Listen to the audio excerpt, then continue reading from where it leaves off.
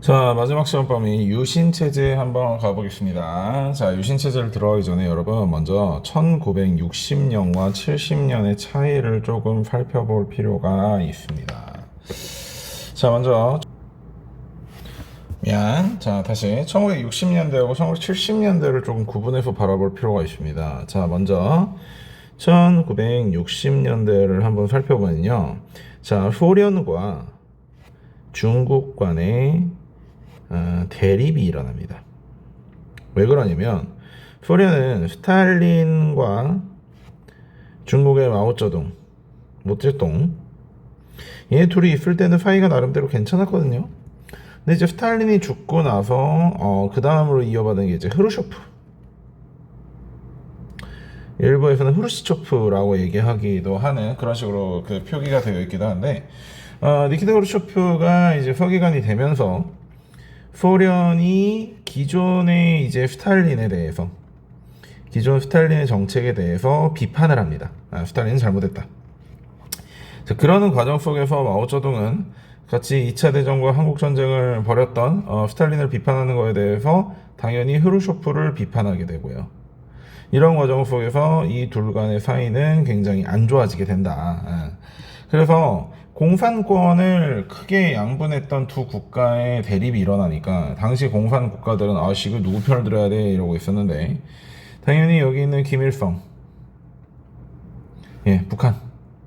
북한의 김일성도 어딘가에 선택을 해야 되는 상황이 됐습니다. 하지만 김일성은 역시 3대 독재를 시작하는 새끼의 대가리는 비상해요. 주체사상이라는 걸 이 시기에 만들게 되죠. 즉 우리는 누구 편도 들지 않겠다. 우리는 우리 나름대로의 프롤레타리아 혁명을 해가겠다. 위대한 백두열통을 타고 다신 위대한 영도자 김일성 동지의 지도 아래 만리마 정신 전리마 정신으로 강성대국을 만들겠다. 이제 땅이 개족 같은 소리를 이제 나발대기 시작했던 게 딱 60년대란 말이에요. 그러니까 이게 사실 중국이나 소련 입장이나 엄마 아빠가 치고받고 싸우고 난 다음에 아들 너 누가 잘못했다고 생각해? 엄마가 잘못했어? 아빠가 잘못했어? 엄마가 좋아? 아빠가 좋아? 이런 거 물어보겠는데 응 나 집 나갈래요 이 지랄 떨어버리니까 어이가 없죠. 공산권 국가들 입장에서는. 그러는 바람에 북한 내부도 이제 나름대로 어떤 정치적 혼란기가 좀 오는 시점이었거든요. 근데 항상 정치적 혼란기가 올 때는 외부의 적을 만들어가지고 해결을 해 나가는 과정들이 정말 많았어요. 임진왜란 때도 도요토미 히데요시가 전국시대가 끝나고 나서 막 이렇게 사무라이 새끼들이 실업자가 돼가지고 돌아다니고 있으니까 그놈 새끼들 다시 이렇게 일자리를 만들어주느라고 외부의 전쟁을 걸어가지고 마련을 한다든지 히틀러나 무솔리니도 마찬가지고 내부의 혼란을 외부의 적을 만들어서 이런 식으로 몰아붙이고 저번에 우리 정부 때도 문재인 정부 때도 반일 감정 이런 거를 끌어올려가지고 외부의 적을 만들어가지고 뭔가를 해결해 나가려고 한 적이 있었죠. 반일 감정이 그렇게 문제면 일본 여행은 왜 가고, 일본 만화는 왜 보고, 일본 야동은 왜 보냐? 말 같은 소리를 해야지. 지금 시대가 몇 년도인데 2023년에 무슨 반일이 어쩌고저쩌고 하고 미치겠다. 일본을 싫어할 수는 있으나, 일본을 싫어하는 부분이 그런 식으로 감성과 그런 영역에서 호도하는 건 굉장히 잘못된 겁니다. 일본이 우리한테 분명히 앞으로 나아감에 있어서 동북아 3국의 한중일의 협력은 반드시 필요한 부분인데 그런 부분에서 그런 감성적으로 그들을 호도하는 것보다는 이성에 근거하여 이들의 어떤 행동이 잘못됐고 이에 대해서 어떻게 대응하자 이런 식으로 대응을 해야지 그저 반일, 노제팬 가지 않습니다. 난 모르겠다 정말. 자 어쨌든 그런 상황이 1960년대였습니다. 그래서 김일성 역시 외부에다 적을 만들기 위해서 남한에다가 이것저것 하죠. 무장공비를 침투시켜가지고 이승열 어린이 나는 공산당이 싫어요 하다가 총 맞고 죽은 이승열 어린이라든지 아니면 청와대에 들어가지고 김신조 일당이 이제 청와대를 습격한 사건이라든지 그런 여러 가지 사건들이 있었죠. 근데 문제는요 70년대입니다. 자 70년대가 되니까 중국과 미국이 가까워집니다. 특히 닉슨 대통령 때. 이 중국 새끼들이 존나 웃긴 새끼들인 게, 소련의 흐르쇼프가, 뭐라고 해야 돼. 이제 좀 개혁을 하려고, 개방도 하려고, 서방 세계와의 대화를 하려고 하는 과정에 스탈린을 비판하니까 겁나게 욕했잖아. 감히 네가 어떻게 스탈린을 욕할 수 있냐, 이런 식으로 겁나게 욕했던 모태동이가, 닉슨이 모택동에게 우리 친하게 지내 쉴? 이러니까 어머 씨발 미국님이 나를 봐주셨어 이러면서 너무 갑자기 호로록 하가지고 미국을 빨러 가는 거야. 소련 입장에서 어이가 없지. 하여튼 그런 과정에서 중국과 미국의 사이가 좋아지기 시작하면서 전체적으로 약간 냉전이 완화되는 분위기가 일어나고 있게 되는 겁니다. 이게 박정희가 삼선 개헌을 할 때 주장이 뭐였어? 지속적인 경제 발전, 북한의 도발을 막기 위한 이런 거였는데 지금 애초에 반공을 국시의 제1의로 삼겠다던 정부가 닉슨의 주도로 하는 어떠한 그러한 평화 과정에서는 당연히 반공이라는 그러한 타이틀 또는 키워드가 힘을 잃게 된단 말이야. 지금까지는 자기의 반대파 또는 정적들을 북한과의 연관에 빨갱이네 뭐네 해가지고 밀어붙여가지고 제거할 수 있었지만 닉슨 대통령을 빨갱이로 밀어붙일 거야. 어떡할 거야? 안 되지. 자, 그런 상황에서 이제 1970년대 우리나라 정치사를 접근해야 된다는 것입니다. 자, 내용들 들어가 보시겠습니다. 첫 번째, 닉슨 대통령이 중국을 방문하게 되고 냉전 체제가 완화되면서 반공을 앞세운 정권의 기반이 완전히 약화되어 가고 있습니다. 중요한 사건이야. 두 번째, 전태일 열사께서 근로기준법 준수를 요구하며 분신을 하셨죠. 전태일 열사는 지금 이제 대단하신 분이지. 너희 나이 때 여학생들이 당시에는 학교를 가지 않았기 때문에 여학생이 아니라 여공이었단 말이야. 평화시장에서 미싱받고 있는 이런 사람들, 이런 학생, 여자아이들, 그런 아이들의 근무 조건을 이걸 관리하던 십장이었던 전태일 열사께서 이 근무 조건을 봤는데 이 근무 조건이 말이 안 되는 거야. 이게 노예도 이렇게 부려먹진 않겠다고.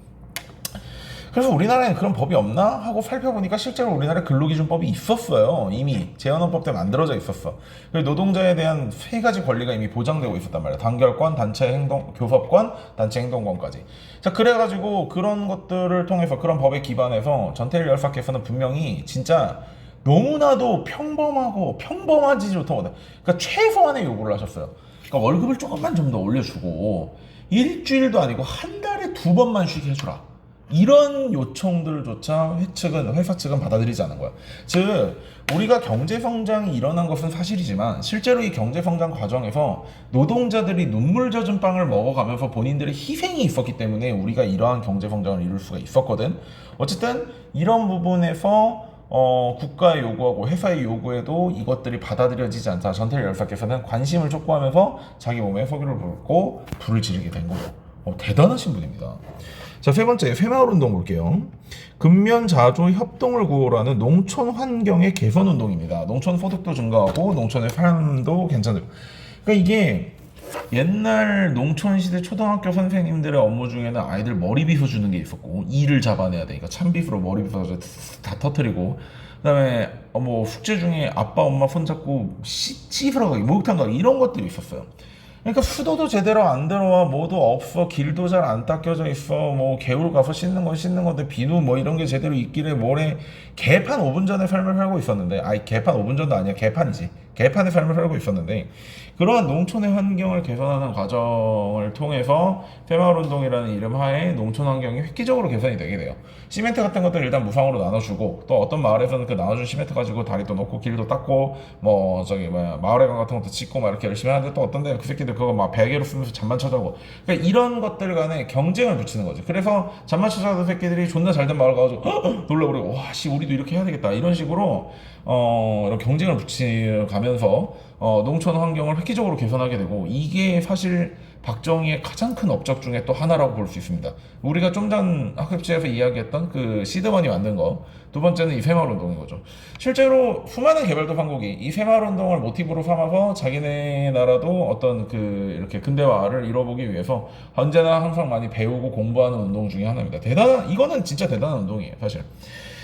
자, 그 다음에 문제는, 그 다음에 이제 지금까지는 약간 뭐 저런 거였다면, 이제는 두 번 정치적인 문제로 또 돌아가 보면 야당이 굉장히 선정했습니다. 여기서 야당은 누구야? 지금 여당은, 대통령의 여당은 민주 공화당이고, 야당은 민주당이죠. 야당이 굉장히 선전을 하면서 개헌에 대한 저지선을 확보를 해냈습니다. 즉 개헌이라는 게 3분의 2가 넘어야 되는데 이 3분의 2가 넘지 못하도록 3분의 1 이상을 야당에서 확보를 해놨다는 거죠. 자, 그래가지고 함부로 박정희가 헌법을 바꿀 수 없도록 만들어놨으며, 경기 광주 대단지 사태라는 거는 서울을 개발하는 과정에서 판자촌 같이 이렇게 좀 뭐랄까 불법 건축물에 살고 있던 사람들에게 경기도 광주 지역에다가 아파트를 지어줄 테니까 그쪽으로 넘어가라. 이쪽은 이제 우리가 개발을 하겠다. 이런 식으로 국가가 이야기를 해서 그 말을 믿고 이제 싸게 아파트를 분할할 수 있을 거라고 생각하고 중앙아파트를 받을 수 있을 거라고 생각 넘어갔는데 국가가 약속을 지키지 않은 거지. 그래가지고 그로 인하여 여러 가지 시위나 이런 사건들이 일어났던 거. 국가가 사실 국민들을 상대로 사기친 거라고 보면 됩니다. 뭐 다를 거 없고. 그다음에 7.4남북 공동성명은 어떤 의미를 가지고 있냐면 당시 중앙정보부장이었던 이우락과 김일성 사이에 일어났던 어떠한 간단한 그 협의 내용이에요. 앞으로 우리가 통일을 하는 과정에서 이렇게 우리 민족끼리 외세의 세력의 개입 없이 이런 것들을 인정하는 건데 이 내용보다도 더 중요한 게 뭐냐면 당시 지금까지는 서로 남한이나 북한이나 서로의 정부를 인정하지 않고 있었단 말이야. 그런데 당연히 이제 탈냉전 뭐 이렇게 냉전의 완화의 분위기가 나오기 시작하면서 나름대로 서로가 서로의 정부를 인정을 하고 그 과정에서 우리가 통일하는 과정에 있어서 어떤 대원칙을 세워야 될 것인지에 대해서 합의를 봤다는 것 자체가 굉장히 큰 의미를 가지고 있다고 볼 수 있겠습니다. 뭐 경보도 개통이라든지 국가 비상사태 선언 뭐 이런 것들은 적당히 보시면 되고 자 근데 중요한 건 이거죠. 결국 자 아까 삼선개헌을 통해서 1971년에 드디어 대통령 선거를 하긴 했는데 여기서 김대중을 상대로 이기긴 이겼는데 어떻게 이겼다고 그랬어? 전 페이지에서 진짜 힘들게 이겼다고 그랬지. 신승했단 말이야. 신승. 간신히 이겼다고. 그래서 3선을 하게 됩니다. 자, 그러니 3선도 간신히 했는데 4선 될까 안 될까? 자, 그러니까 이제 본인이 4선을 일반적인 방법으로는 안 되겠구나. 일반적인 방법으로 안 되니 뭐라고 해야 될까요? 미안. 누가 전화가 와가지고 뭐 하다 말았지? 그냥 어쨌든 자 이제 정상적인 방법으로는 사선이 불가능하겠다라는 생각을 하게 되면서 이제 유신 다시 말해 독재를 해야 되겠다라는 생각을 하게 되는 거죠. 자 그래서 유신헌법을 제정하기 위해서 우선 비상계엄령을 선포하고 국회를 해산시킵니다. 그리고 비상공모회의에서 헌법 개정안을 의결하고 공고했어요. 즉 원래 헌법의 개정은 국회의 동의가 있어야 되는데 국회를 해산시켜버린 다음에 자기 편이 있는 비상공모회의에서 대충 만들어가지고 의결하고 공고한 다음에 이거를 국민투표로 유신을 확정시킨 거죠. 자 그래서 통일주체 국민회의라는 거에서 박정희를 대통령으로 다시 선출하게 됩니다. 자 이 유신헌법의 내용을 좀 더 살펴보면 자 지금까지 대통령 직선제였는데 다시 뭐가 됐습니까? 간선제. 그것도 국회 간선제가 아니라 통일주체 국민회의라는 그야말로 정체불명의 집단, 뭐 박정희를 빨아주는 사람들의 모임이겠죠. 뭐 이런 곳에서 임기 6년의 대통령을 간선제로 선출해버리는 상황이 되고 두 번째, 대통령의 중임 제한을 삭제하게 됩니다. 즉 지금까지 대통령의 중임 제한 철폐는 누구에게만 적용되는 거였어? 초대 대통령이었던 이승만, 즉 사서입개헌에서 초대 대통령의 중임제를 철폐한 그 부분만 적용이 되어 있었는데 이제 모든 대통령의 중임 제한을 철폐하게 되면서 박정희가 원하기만 한다면 4선, 5선, C8선, 99선까지 해먹을 수 있는 그런 상황이 된 거고요. 대통령에게 막강한, 안 그래도 원래 우리나라의 대통령은 제왕적 대통령제여서 굉장히 막강한 권한을 가지고 있는데 긴급조치권이라고 해서 대통령의 행정명령으로 국민의 자유와 권리에 대해서 무제한의 제약이 가능한, 즉 사람이 처음부터 가지고 태어난 천부인권, 집회, 시위, 결사의 자유를 완전히 틀어막게 되는 그러한 조치들을 할 수 있다는 거고 국회를 해산할 수 있고 국회의원을 3분의 1이나 추천할 수 있으며 법관의 인사권까지 가져간다는 건 행정부의 수장인 대통령이 입법권과 사법권에까지 영향력을 미칠 수 있다는 겁니다. 즉 국가재건 최고회의에서 했었던 그 짓거리를 똑같이 가져와서 독재를 다시 한번 하고 있는 거죠.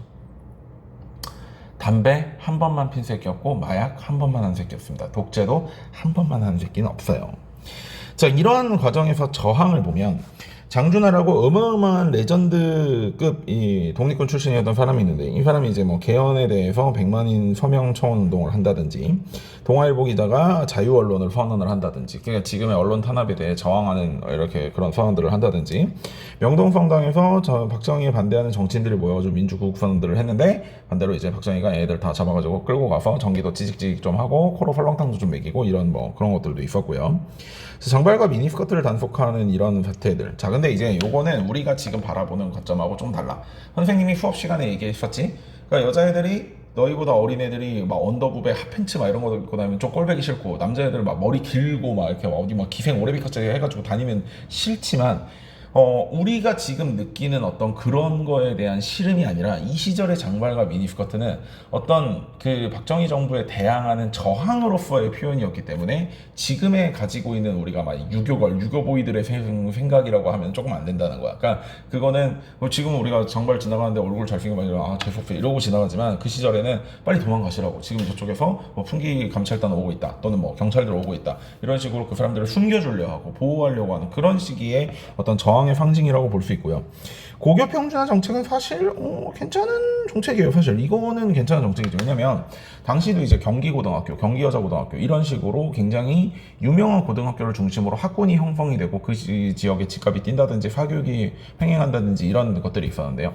그런 것들을 이제 학교를 강제로 이동을 시킨다든지 아니면은 이제 선생님을 좀 이렇게 돌려가면서 정근 보내고 돌려가면서 바꾼다든지 해가지고 나름대로 전 지역에서 비슷한 형태의 교육제도가 이루어지려고 하면서 사교육의 성장이라든지 아니면 교육열로 인한 집값의 상승 이런 것들을 막아보고자 했던 정책입니다. 뭐 나쁜 정책은 아니었어요. 그리고 이제 열심히 수출하겠다고 했으니까 수출 배고플도 달성을 했었고. 자, 그리고 이제 그 정치인들에 대한 탄압 사례들도 한번 보겠습니다. 저 김대중이 일단은 박정희의 가장 큰 경쟁자였잖아. 왜? 아까 어디 있어? 김대중을 상대로 신승을 했으니까. 자, 그래가지고 김대중을 납치해서 묻어버리려고 했는데 이걸 누가 구해갔어? 미국 국정원 CIA가 구해갔습니다. 그리고 이제 백제광고 사태라든지 이런 것들이 일어나게 되고. 자, 중요한 거 긴급조치입니다. 긴급조치는 1호만 기억하고 있으면 크게 문제는 없을 겁니다. 지금 현행 한국사 난이도에서는 대한민국 헌법의 개정 또는 폐지를 주장 발의 제한 또는 청원하는 일체 행위를 금한다. 즉 헌법에 대해서 국민들은 아가리를 닫고 재봉틀로 입을 미싱질을 해라 라고 얘기를 해버리는 거야. 그러니까 국민들은 자기가 생각하는 바를 자유롭게 말할 수 있는 권리, 그걸 모여서 말할 수 있는 경우, 거기에 대해서 모여서 항의할 수 있는 권리, 집회, 시위, 결사 이런 것들에 대한 자유가 있는데 이런 국민들의 태어나자마자 받은 천부인권을 무시하는 그러한 긴급조치들이 일어났다는 거고, 민주청년학생 총리혁명 사건, 민청학령 사건이라든지 인혁당, 인민혁명당 사건 같은 것들을 조작해서 본인의 반대파들을 이렇게 숙청해 나가는 그런 사례들도 볼 수 있다는 겁니다. 하지만 결국 유신도 종말을 맞게 되죠. 얘들아, 박정희가 뭘로 인기를 얻었어? 경제성장으로. 그렇지. 그런데 경제 불황이 오게 되면 당연히 박정희의 인기도는 어떻게 될까? 떨어지죠. 중동전쟁이 일어나면서 석유 가격이 확 오릅니다. 중동이 이제 석유의 급산지였으니까 석유가 확 오르게 되면서 이게 우리나라 같은 경우는 노동자들을 갈아 넣어서 굉장히 싼 인건비를 통해서 적당한 물건을 굉장히 싼 가격에 공급을 하면서 나름대로 수출을 많이 달성할 수 있었는데, 이 원자재 값이 올라가게 되면서 물건 가격이 이제 더 이상 싸게 나올 수가 없는 거예요. 그런 과정 속에서 경제 불황이 오게 되고 수출이 안 되니까 경제 불황이 오게 되고, YH 사건이라든지 이런 사건들을 바탕으로 이제 그러니까 YH 사건은 수업 시간에는 따로 이게 중요하지 않아 설명 안 했는데, YH 사건은 YH 물산이었나 상사였나 뭐 하여튼 그 가발 만드는 기업이었어요, YH가. 근데 이제 우리나라가 원래 경공업 중심으로 할 때는 가발 같은 걸 만들어 가지고 팔아 가지고 수출을 많이 하고 이랬었는데, 이제 경제가 어려워지니까 회사가 이제 물론 대표가 횡령도 좀 하고 이러는 과정에서 회사의 노조가 결성되고 막 이렇게 그 임금 상승이라든지 뭐 이런 그 경영 정상화 이런 것들을 요구하니까 회사가 저 새끼들 말 들어주기 싫어서 문을 닫아버립니다. 그래서 노동자들이 나름대로 어디 뭐 이렇게 그 시민당 당사라든지 이런 식으로 그 점거를 하고 일부 곳을 점거를 하고 시위를 해나가는 과정에서 강제로 막 그 탄압하고 시위 때려잡고 이렇게 진압하는 과정에서 사람도 죽고 이런 그 사건들이 YC 사건이었어요. 사실 이제 박정희가 이제 똥줄이 타는 상황이니까 내외부적으로 지금 계속해서 박정희에 대한 저항운동의 세력이 들려오는데 노동운동까지 일어나고 있으니까 이걸 이제 좀 과하게 비정상적으로 진압하는 과정에서 이제 박정희 인기가 더 개박살나는 그런 상황이었어요. 지지율이 더 개박살나는 그런 사건이었고요. 그 다음에 신민당 총재 김영삼을 국가원수 모독죄로 국회의원에서 제명. 야, 국회의원은 선출직이야. 사람들, 국민들의 의중을 모아서 투표를 받고 그로 인하여 선출된 그 국회의원을 말 한마디 잘못했다고 너 국회의원 제명 이런 식으로 한다는 건 그야말로 독재의 끝판왕을 보여준다고 볼 수 있습니다. 이 사건이 진짜 박정희에게는 굉장히 큰 타격이 되는 사건 중에 하나거든요. 이러이러한 사건들을 통해서 결국은 이제 부마 민주항쟁이 일어나고, 이 민주항쟁을 뭐 진압을 하는 과정에서 차리차리가 뭐 탱크로 갔다 얘들을 밀어버려야 된다는 연대니 이런 식으로 말도 안 되는 대응을 하고 있는 걸 보면서 중앙정보부장이었던 김재규가 각하 정치를 좀 대국적으로 하십시오. 뭐 진짜 이렇게 말했는지 모르겠지만 이병헌이가 영화에서 그렇게 얘기를 하니까, 그래서 10월 26일 날 중앙정보부장 김재규가 박정희 대통령을 빵빵빵빵 쏘게 되면서 박정희 유신 체제는 마무리를 짓게 됩니다. 자, 이렇게 해서 여러분들의 시험 범위가 마무리됐고요. 시험 공부 잘 하시고 좋은 성적 거두시기 바랍니다. 여러분 안녕.